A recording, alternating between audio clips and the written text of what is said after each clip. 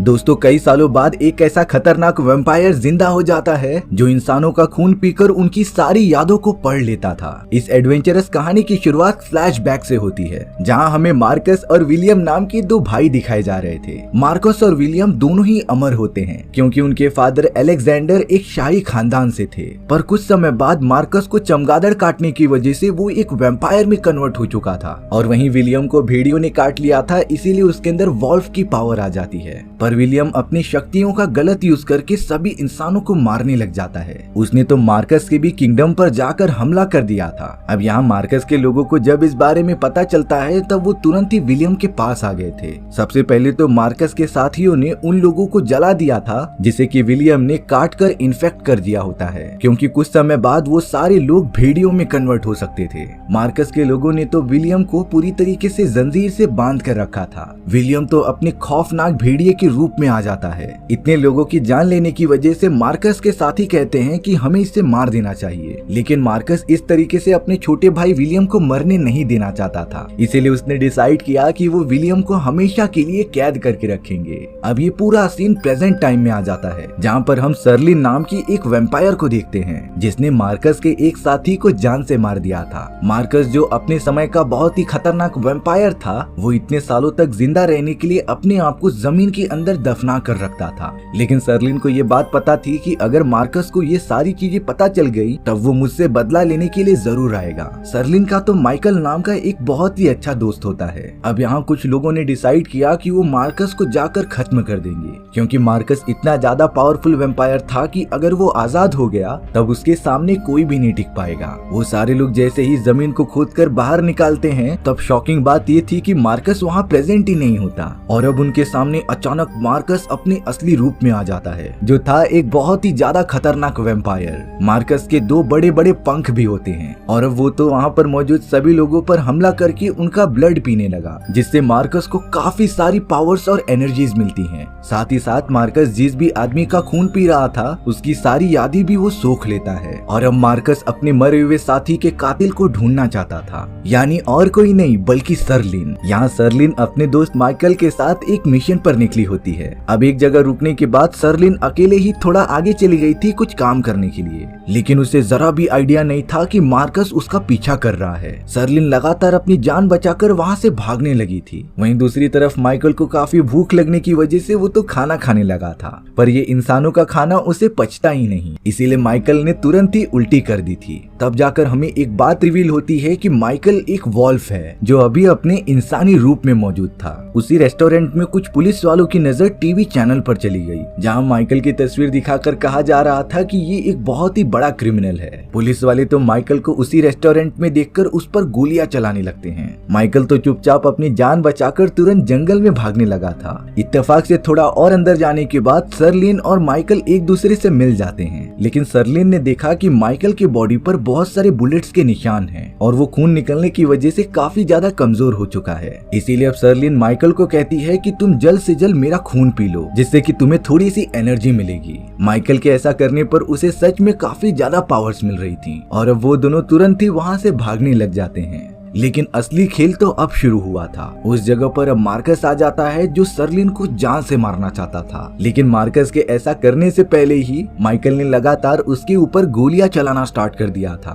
अच्छे मौके का फायदा उठाकर माइकल और सर्लिन तुरंत वहां से भाग जाते हैं। उन्होंने तो एक ट्रक हाईजैक कर लिया था जिससे कि वो काफी तेजी से बढ़ रहे थे, पर मार्कस अपने बड़े बड़े पंखों की मदद से उड़ते हुए उनका पीछा करते ही जाता है। उसने तो ट्रक को भी पलटने की कोशिश की थी, लेकिन मार्कस ट्रक से नीचे गिरने की वजह से नाकामयाब हो जाता है। मार्कस इसीलिए उनका पीछा नहीं करता क्योंकि अब सुबह होने वाली होती है। कोई भी वैम्पायर दिन के समय में जा ही नहीं सकता। वहीं हमें ट्रक के अंदर दिखाया जा रहा था कि जैसे ही सूर्य की किरणें सर्लिन की बॉडी पर पड़ती हैं तब उसकी स्किन अचानक जलने लगी थी, क्योंकि वो भी एक वैम्पायर है और दिन के समय में उसकी बॉडी ये सारी चीजें सहन नहीं कर सकती। माइकल तुरंत सर्लिन को कवर कर लेता है और ट्रक को एक छोटे से कारखाने में लेकर आ जाता है, जिससे कि एक भी रोशनी सर्लिन पर पड़े ही ना। अंधेरे में आने के बाद वो सब कुछ ठीक हो जाता है। यहाँ पता चला कि माइकल और सर्लिन एक दूसरे से प्यार करते थे, और वो दोनों तो इतनी घमासान लड़ाई में से बचकर निकलने के बाद उसी ट्रक में एक दूसरे के साथ प्यार करने लग जाते हैं। अब हमें लॉरेंस नाम का एक बूढ़ा आदमी दिखाया जाता है जो अपने सभी आदमियों के साथ उस जगह पर पहुंचा जहां विक्टर की डेड बॉडी मौजूद थी।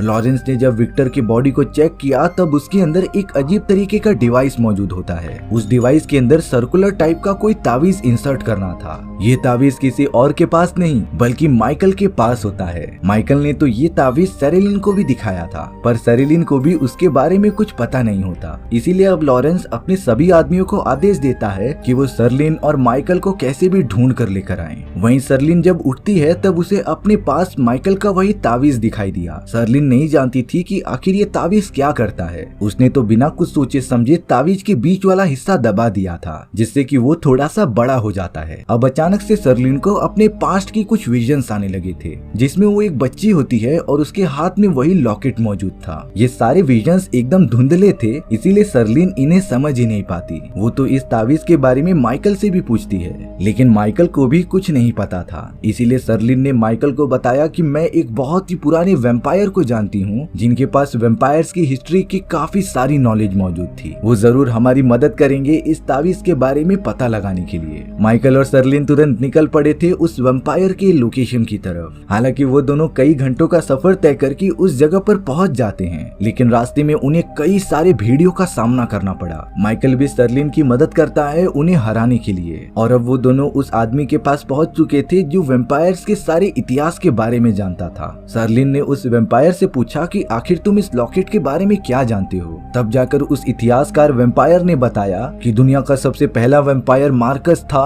और सबसे पहला भेड़िया उसका छोटा भाई विलियम था। लेकिन विलियम को इतनी सारी पावर्स मिलने के बाद वो एकदम से आउट ऑफ कंट्रोल होकर सभी को मारने लगा। हालांकि अब विलियम यानी कि भेड़ियों की सेना काफी बड़ी हो चुकी थी। इसीलिए मार्कस विक्टर के पास आकर उसके साथ एक सौदा करता है। मार्कस ने विक्टर को हमेशा के लिए अमर कर दिया लेकिन उससे ये वादा करवाया कि भेड़ियों को मारने में वो उसकी मदद करेगा। अब विक्टर जिसके पास काफी बड़ी सेना थी वो मार्कस और वैम्पायर्स के साथ मिलकर भेड़ियों को खत्म करने लगे थे और इसी तरीके से मार्कस ने अपने भाई विलियम को हमेशा के लिए कैद कर दिया। और ये लॉकेट जो माइकल के पास है वो विलियम को उसकी कैद से छुड़ाने की चाबी है। और तो और उस इतिहासकार वैम्पायर ने सरलिन से कहा कि तुम भी मार्कस के खानदान की वंशज हो लेकिन तुम्हारे पेरेंट्स को मार्कस ने ही मारा था।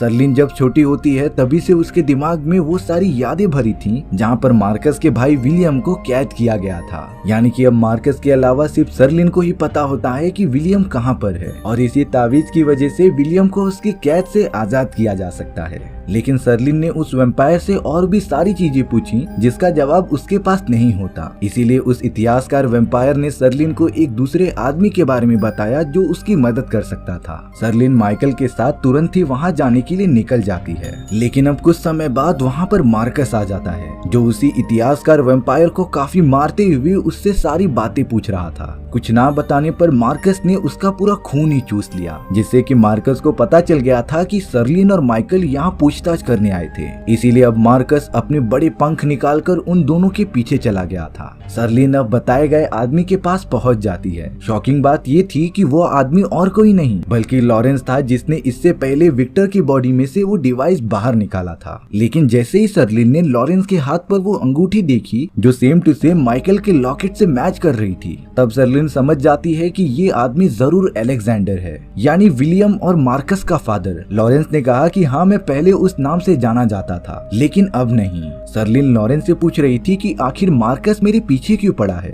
तब जाकर लॉरेंस बताते हैं कि इतने सालों तक सोते रहने के बाद मार्कस के दिमाग में से वो सारी यादें मिट चुकी थी जहाँ पर उसने विलियम को कैद किया था। उस जगह के बारे में अब सिर्फ सरलिन को ही पता है। इसीलिए मार्कस ताबीज हासिल करने के साथ साथ तुम्हें पकड़कर विलियम के कैद होने की जगह का पता भी लगाना चाहता था ताकि मार्कस अपने छोटे भाई विलियम को जान से मार सके। अब तो देखते ही देखते वहाँ पर गोलियों की आवाजें आने लगती हैं यानी कि मार्कस अब वहाँ आकर सारे सिपाहियों को मारने लगा था। मार्कस तो अब माइकल से फाइट करने लग जाता है लेकिन माइकल के पास इतनी भी ज्यादा पावर्स नहीं थी कि वो मार्कस को बिना हथियार के हरा सके। माइकल को बुरी तरीके से घायल करने के बाद मार्कस सीधा सरलिन के पास आ जाता है उसे खत्म करने के लिए। लेकिन मार्कस जल्द से जल्द उस जगह के बारे में जानना चाहता था इसीलिए उस सरलिन का थोड़ा सा खून पीकर उस बारे में जान जाता है जहाँ विलियम को कैद किया गया था। मार्कस अब सरलिन को वो बिना मारे वहाँ से उड़ते हुए चला जाता है। उसने तो तावीज भी ले ली थी। मार्कस डायरेक्टली उड़ते हुए अपने फादर यानी कि लॉरेंस के पास आया। दरअसल लॉरेंस ने अपने पास उस तावीज का दूसरा हिस्सा रखा होता है और अब वो हिस्सा मार्कस को चाहिए था। लॉरेंस अपने बेटे मार्कस को समझा रहे थे कि ऐसा करने पर चारों तरफ जंग छिड़ सकती है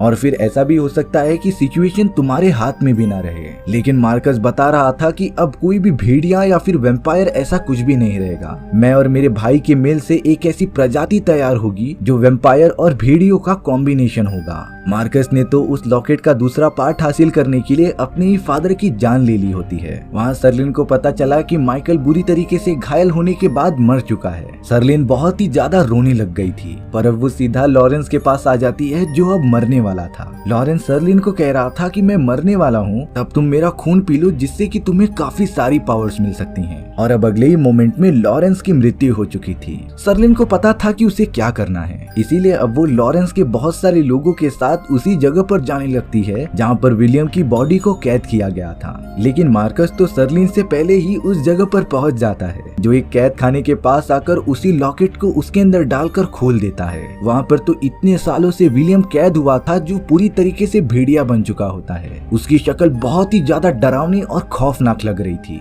शुरुआत में विलियम अपने भाई मार्कस को मारने के लिए आगे बढ़ रहा था, लेकिन मार्कस विलियम को बताता है कि हम अब भी भाई हैं और हमें एक बार एक दूसरे को समझ कर देखना चाहिए। मार्कस अपने डीएनए और अपने भाई के डीएनए से एक अलग ही टाइप की प्रजाति बनाना चाहता था जो वैम्पायर्स और भेड़ियों से बहुत ही ज्यादा ताकतवर हो। लेकिन अब कुछ ही देर में सर्लिन और बाकी लोग वहाँ पर पहुँच जाते हैं। पानी में से अंदर आने के बाद वो सब रेडी हो जाते हैं फायरिंग के लिए। सर्लिन के ऊपर तो मार्कस ने ही हमला कर दिया था। मार्कस समझ रहा था कि वो सर्लिन को बड़ी आसानी से हरा देगा, लेकिन सर्लिन ने लॉरेंस का खून पिया होता है जिससे उसकी पावर पहले से 10 गुना बढ़ चुकी थी। सर्लिन मार्कस को मारते हुए उसे एक जगह पर बंद कर देती है जहाँ से वो बाहर नहीं निकल सकता। लेकिन यहाँ विलियम जो एक खौफनाक भेड़िया था, वो लॉरेंस के आदमियों को लगातार काटने लग जाता है। विलियम के सामने कोई भी नहीं टिक पा रहा था, लेकिन अब सर्लिन अपने बंदूक की मदद से लगातार विलियम पर फायर करने लगी थी। पर इन छोटी छोटी गोलियों का विलियम पर कुछ असर ही नहीं पड़ता। दोनों के बीच एक घमासान फाइट हो रही थी। विलियम का साइज भले ही काफी बड़ा और भयानक था, लेकिन उसकी स्पीड भी काफी ज्यादा तेज होती है। अब हमें हेलीकॉप्टर के अंदर माइकल की डेड बॉडी दिखाई जा रही थी, जिसमें अचानक से कुछ रिएक्शन होने लगे थे।